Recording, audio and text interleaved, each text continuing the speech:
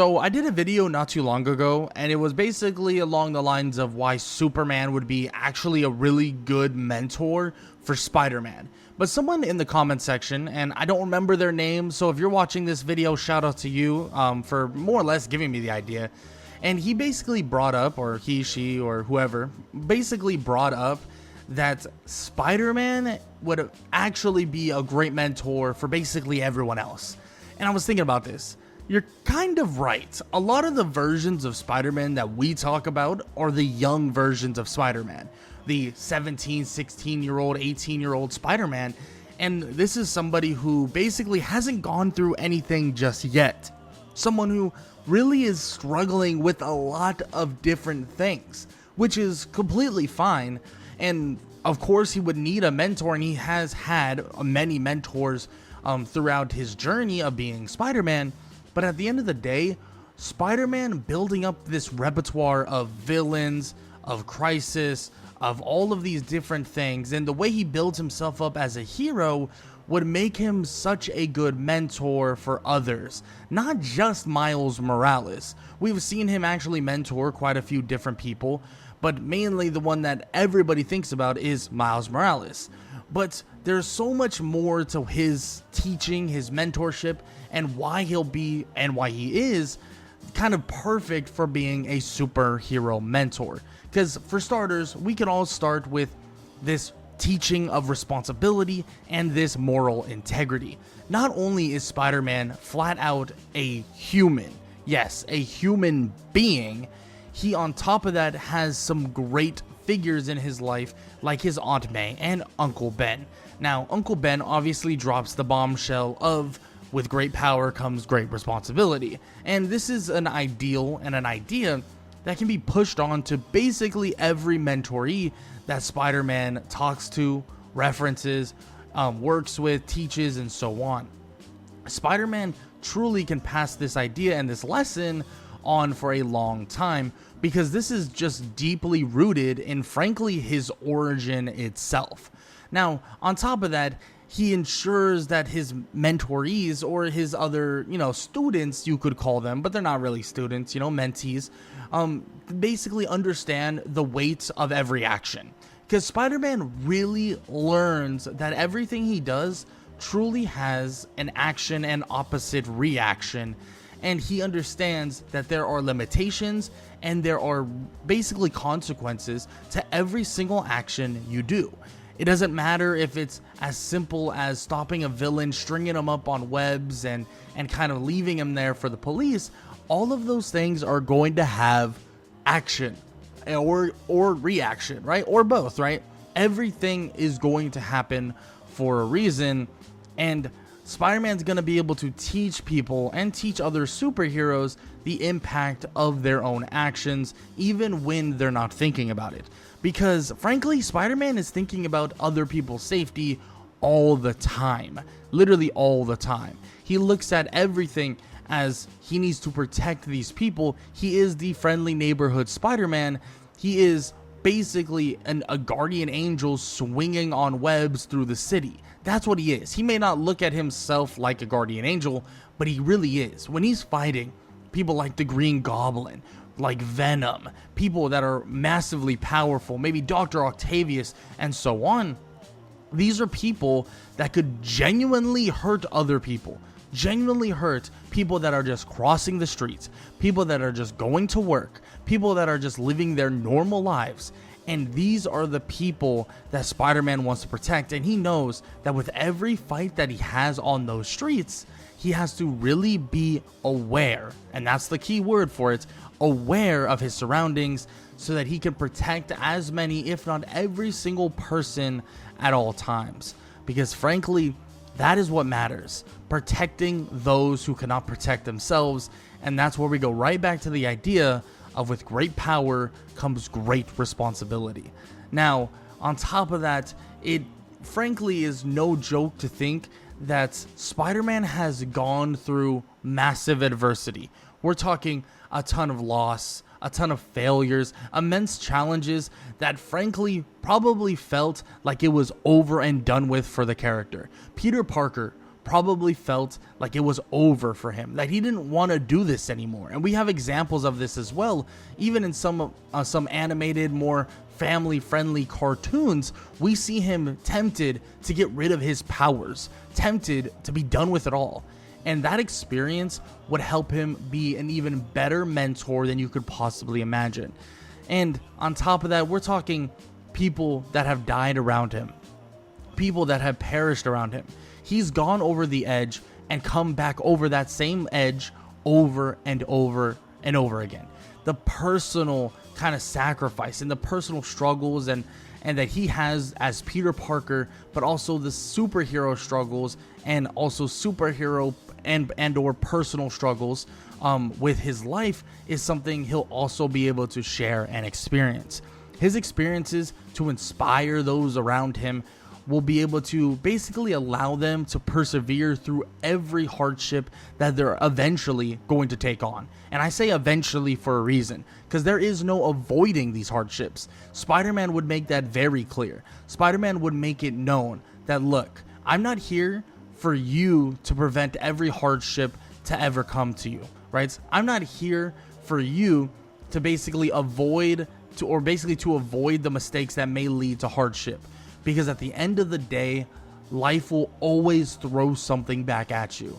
If you learn from him and from Spider-Man's mistakes, yes, it will help because you won't replicate those mistakes. And I'm sure Peter and or Spider-Man will basically say that as well. But you will still make different mistakes. Just because you won't make the same mistakes that Spider-Man makes doesn't mean you won't make mistakes in general. And mistakes, they're part of growth. You learn so much more from losing than you do winning. And frankly, we have seen Spider-Man lose on multiple occasions. From his life as Peter Parker, losing kind of people that he finds near and dear to himself, people that he would love to have in his life a lot more, losing people like that, or even losing opportunities as Peter Parker, right? And then we even go to his superhero persona, where he loses so much from just being Spider-Man himself. And I'm sure, and there are countless times where he even kind of regrets in a selfish way being Spider-Man, but he knows that with growth, with experience, with emphasizing that hardships and growth are basically from learning your mistakes, then everybody who trains and learns and is taught under him and his mentees will then learn so much from what this amazing version of Spider-Man could truly be. And of course, he would encourage this individual growth. Because at the end of the day, we don't want another Spider-Man. We want another version of you. And frankly, we have seen this with Miles Morales. And yes, this is the easy one to talk about because Miles really does develop his own approach to heroism. He does have this own version of himself that is so much more. Initially, even so many versions of Miles Morales, we see him start with a literal picture kind of perfect version or kind of a very similar version of the normal Peter Parker Spider-Man suits. We see a version that is, your red and your blue and your white. That is the version we see. And we see Miles Morales wearing it. But eventually he goes to his black suit, taking on a different version of himself, taking on a version of himself that frankly is more him, is more Miles Morales. Because at the end of the day, that's what Spider-Man would want to teach. He would want Miles to take on that persona that is for himself. He doesn't want Miles to take on the red, the blue of a normal Spider-Man, right? He doesn't want to see that. He doesn't want to see that out of Miles. He doesn't want to see him take on that red and blue. He wants him to be him. And if that means taking on the red and black or the red and that dark blue, then that's what he wants out of Miles Morales, to don something that is himself. Don something that basically leans toward him, individualizes himself, allowing him to grow so much more than just kind of hiding and being in the cover of the shadow of Spider-Man or Peter Parker himself. And that's something that Peter will be able to teach other mentees, that don't hide in the shadows of your mentor. Do not hide behind himself. Do not hide behind the Peter Parker or Spider-Man. Don't think I have to be the next Spider-Man. Be the best version of yourself. And I truly believe Spider-Man would be able to teach somebody that specifically, and has taught somebody that specifically as well. Now, on top of that, we could even talk about the importance of teamwork, because frankly, there's a lot of times where we see Spider-Man solo dolo, and he thinks that it's all on him, that he should be all on his own, and that he needs to be all on his own to basically be kind of the Spider-Man he needs to be. But eventually Spider-Man learns that that's not the case, right? He knows that it is okay to take on some people for help. Take on some people for help against villains, but also in terms of taking on other mentors. Yes, he's gone through his fair share of, I wouldn't say bad mentors, but mentors that end up being villains of some sorts. Your Doc Ocks, right? Your Norman Osborns. Those people are mentors to Spider-Man, and there were some good things he could learn from them. Your Doc Ocks, your Norman Osborns, they can teach Spider-Man something. Yes, does it end up going badly? Does it end up going kind of downhill? Of course, it does. But he still can learn from those mentors that he had at one point, and from any mentors we can think of. We'll think of Iron Man, and from the MCU, which isn't always the best comparisons, but for this instance it kind of is, right? We're talking, nobody wants Spider-Man to be the next Iron Man, right? We all look at it like, hey, you don't have to be the next Tony Stark. You don't have to sit in his shadow. And that's what Spider-Man could really teach another superhero, is that you don't have to sit in the other person's shadow. Just because he's your mentor doesn't mean you can't be a hero that is standalone, a hero that is your own. And that's exactly what he can bring to the table. And on top of that, he could really bring a balance of humor and seriousness. We know and we have seen Peter be lighthearted in nature and have this humor, and it would be very approachable as a mentor. A lot of mentors, and especially when we're kind of diving into your more like your Batmans and stuff, that's a little scary, right? He's not going to be very approachable. And I'm not saying Batman's not going to be a great mentor, because Batman has made some very spectacular Robins, but also has some, or had some spectacular failures.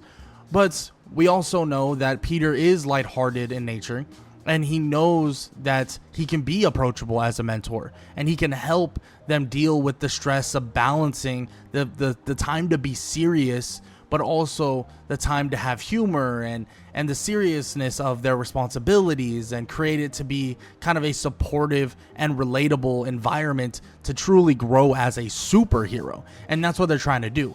They're trying to grow as superheroes, and that's what Spider-Man will definitely be able to do. And also, he'll be able to help with everyday struggles, because at this point, Spider-Man's not only an adult, and an adult still dealing with day-to-day struggles, but he knows that having somebody that is going to school or working and doing this or doing that and trying to make a name for yourself as a kind of human being yourself, not just, a Spider-Man figure. And for example, right, Miles Morales wants to make a name for himself as Miles Morales, not just Spider-Man. So that's something to always to think about, and Peter will be able to help with that massively. Tell you all the mistakes he's ever made, and the mistakes that, well, frankly, that his mentoree or mentee will most likely make. And that's just the reality of it. Balancing two lives is extremely hard to do.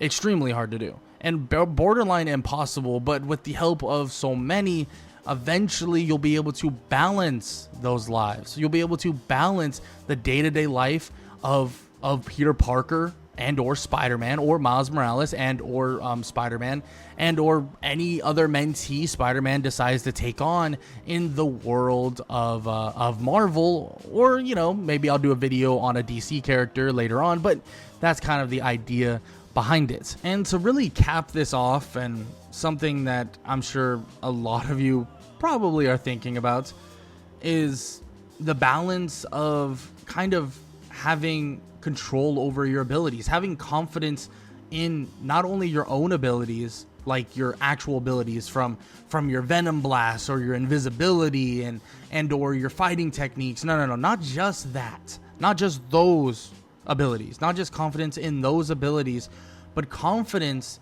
in your instincts, confidence in your decisions, because that is the number one thing. When you are swinging, when you are patrolling, when you are moving, when you are fighting, when you are taking on a villain and it's all just you, when all that is there is you have to have complete and utter trust in your instincts, in your abilities, and in your own decisions, because there's no voice in your head that's going to be telling you what to do and telling you the exact right way to do it. Peter, Spider-Man, he won't have all the answers, and I truly believe that's one of the first things he'll teach, is that he personally may have an answer, but that answer may not be all fulfilling.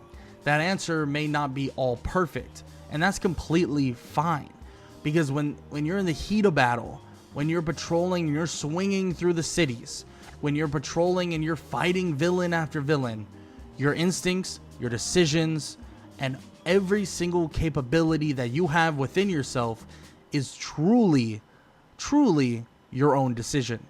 And we've seen it from time to time again. As a hero, as an up-and-coming hero, as a normal superhero, doubt is one of the biggest killers. Doubt and hesitation are two of the biggest criminals you could possibly have when dealing with a superhero. And frankly, Peter Parker, Spider-Man, he has them all the time, and had them all the time, and still probably does, even when he grows older. But it's something that he can teach, instill, and help the younger generation out with, because at the end of the day, I truly believe Spider-Man would make for the perfect superhero mentor. But as always, I am a comic casual, so maybe you guys have some other ideas as well. Give me some examples of Spider-Man being an amazing mentor. Maybe give me some examples of him being a complete trash mentor. I don't know. But as always, I would love to hear what you guys have to say in the comments section below. But I would also really love for you guys to make sure to hit the like, hit the sub, and hit the comment down below. All that good stuff. All of it helps me, helps the video get pushed out to everybody who may or may not want to watch it. But still, I hope you guys enjoyed the video, and if you did, YouTube believes that you'll enjoy this video, so you might as well go check it out.